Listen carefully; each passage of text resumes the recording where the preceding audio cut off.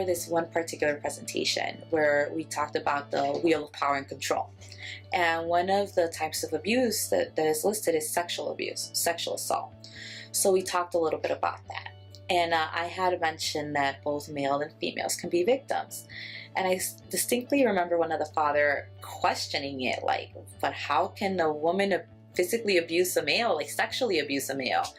And I had to explain to them like the physiology, how like the human body works, how the male body works, and how they get an erection despite the fact. And then I compared it to the women, that, you know, women could have an orgasm even when they're raped, which leads to feeling guilty and then them feeling vulnerable and thinking I wanted this, whether it's a male victim or a female victim. You know, so much myths out there and so much that we still don't know. Men are physically stronger than women. I mean, in majority of cases, they are. They are. So it is that where if you slap your boyfriend, how is he not going to respond?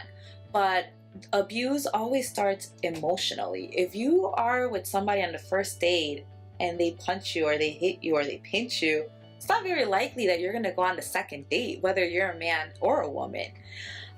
So it's about, it starts emotionally. And, you know, just like women, if women are conditioned that, you know, divorces aren't good, you know, you need to be caring, you need to be patient, you need to be, in order to be a good woman, this is what you need to be. You know, where there are those cases where it's like a good man is somebody that holds the door. A good man doesn't raise his hand to a woman.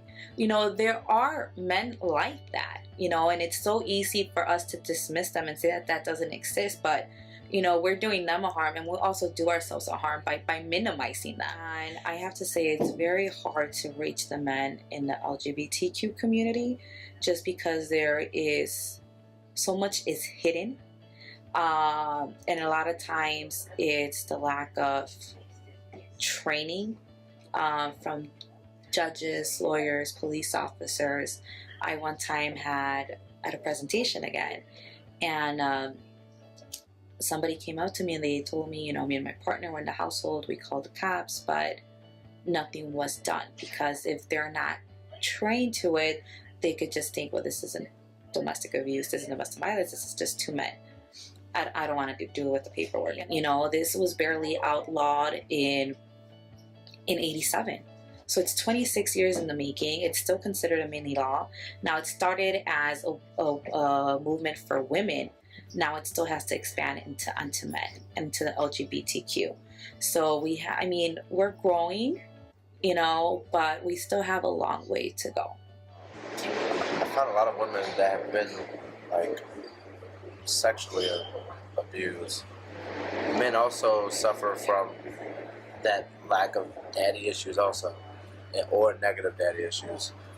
Seeing their mom get abused can either go one or two ways. You can either reject it or feel like that's okay. The best thing you can do is leave. If you love a person and they've harmed you in a physical, emotionally, mental, spiritual way, any way, the best thing you can do is get out of that situation. You just have to know, just say no. So once you love that person, love them enough to walk away so they can seek out help. Sometimes you have to be a good friend from a distance. It shouldn't get to the point of abuse, and sometimes we spend so much time and effort trying to fix something that's not meant to be fixed. I have been in two relationships that were, I guess, that would have been considered like domestic abuse.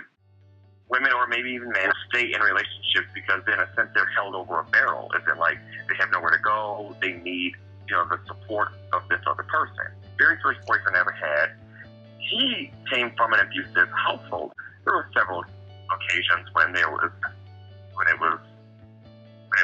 it became violent, and it was just those times when it was good that kept me there. And I really tried to forget about the times when it was bad. And, well, a lot of men are not going to speak up just because it's not the most masculine or macho thing. You know, in today's society, it demeans them. It belittles them that a woman has been abusive towards them. So there's nothing going to happen. Even in the gay community, I don't think that you're going to have a lot of people to speak up because you have two people of the same sex. And in a sense, it's like, oh, well, how can it be domestic violence if it's just two men fighting or if it's two women fighting? So it's different in that aspect. So I don't think you have a lot of people speaking up even then. If more people knew about it, I think that a lot of things would be done, but it's not one of those things that you hear spoken about very often. At least I don't know very much of it. You don't see women hitting men. So yes, I would definitely encourage them to speak up. Just in general, I grew up in a small town where things like domestic violence, there was never anybody there to really discuss it. And a lot of that discussion always happens really behind closed doors. So it's always kind of the viewpoint that it is geared directly at women and children whenever domestic violence occurs. But I've seen other stories in my life. So my personal experience is not readily able to seek help, not in a professional sense. Yeah, most of the research that I did, just in my community in general, it always looped back to they wanted to send me to the town psychiatrist. That, to me, didn't really feel like that was actually getting help for the situation. That just meant more that, they wanted to make sure that I was mentally okay afterwards. So there weren't really counseling services that were geared towards men. It was always geared towards women and children.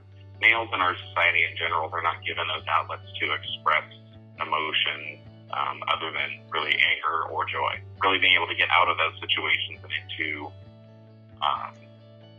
healthier ones, or realize that some things just aren't right. It's just not what guys are taught to do. They're taught to kind of internalize it and move on. So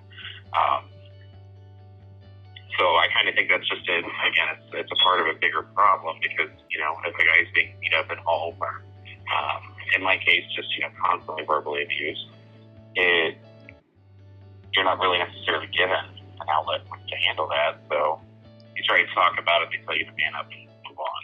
So, yeah, I totally agree that if this really came to the surface and it became a little bit more acceptable for men to be able to talk about those kind of feelings and things like that, I think that, the sky's the limit there. You have to have a support system outside a relationship. Unfortunately, that's not really the reality of having a relationship, is because if that's the only person you have, something like this is going down, you're going to not know it. So yeah, that's my advice for anybody in this kind of situation. You always have to have a support system around other than your partner. We have a lot of a variety of different kinds of people calling in for help. So, domestic violence operates across all socioeconomic statuses. Doesn't matter who you are, where you came from, how much money you're making. So those everybody calls in for services. And I know that the national statistics show that 15% of victims are men. We don't know if that's true because men often don't see themselves in being in those kinds of situations and sometimes don't even know that they are. So, and there's, I think, humiliation for reporting that or coming in to get assistance. I know at the agency that I used to work at, about 10% of the victims that we saw were actually men. So we've seen an increase over the years of men that we were serving there as victims. But we got some interesting feedback from the men that we were serving about our marketing materials and our website, because the comments that they made were that a lot of that is geared towards women. And so it lends to the belief that, well, there really aren't, maybe this doesn't happen to men and that there's just services out there for women. So we started to take a look at that because really it impacts all those populations, and we wanted to make sure the message was clear for all those populations. So that really is a learning curve, I think, for other agencies, because again, if you don't see yourself in the language and what they're talking about, then you don't think that those services are for you, or you may not think that that problem is something that you have. The more people talk about this particular issue, and the more people take the time, like I've sat at a table at a restaurant and seen someone with a black eye, not really knowing, where that might have come from, but just reached out and given them my business card and said, if you have any questions or you need anything, feel free to call me. But the idea that you're giving information about domestic violence and getting that information out there makes it more comfortable for people to understand what might be going on with them or a family member, and get help.